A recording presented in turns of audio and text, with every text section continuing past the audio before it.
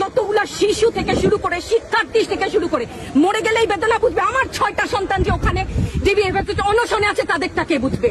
Bullet আপনি দেখেছেন বাবা মায়ের আর্তনাদ, অভিশাপ আসমান কাঁপে, আপনাদের কাঁপে না? তার কাঁপে না? অভিশাপের ভয় হয় না? বুকগুলা ঝাঁঝরা হয়ে গেছে আমার সন্তানদের। রাবার বুলেট বলবেন, কি বলবেন? এগুলো অস্ত্রের মুখে দাঁড়িয়ে আছে, আমাদের পয়সায় কেনা বুলেটে আমাদের সন্তানদের আপনারা বুলেট ছুটছেন। আর কত আর কত? পুলিশ ভাইদেরকে বলি, ভেতরে তো আপনিও মানুষ, পুলিশ ভাই বলি না, ক্ষমা করবেন, মুখ থেকে বার হয়ে গেছে। তাদের ঘরেও সন্তান আছে, তাদের খোলসের ভিতরেও মানুষ।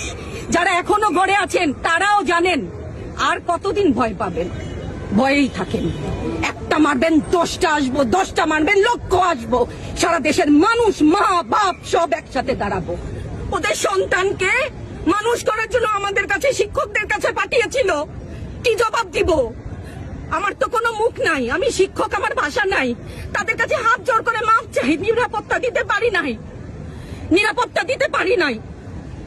মনে হয় রাস্তায় শহীদ হয়ে গেলে যদি এই লজ্জা আমার কিছুটা কাটে।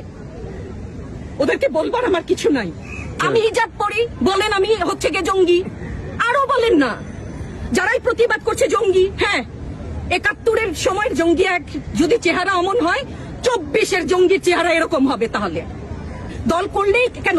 দল করার এটা স্বীকৃতি দিতে হবে। দল করলে ক্ষতি কি?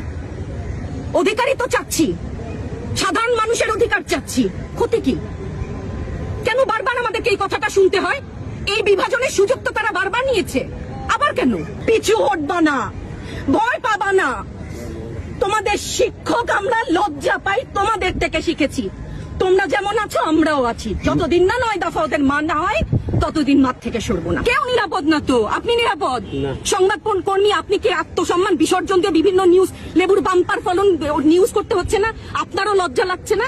আত্মীয় স্বজনের কাছে মুখ দেখাতে পারছেন না তো? আপনার হয়ে আমি লড়ছি, আমাকে সহায়তা করেন। Thank you.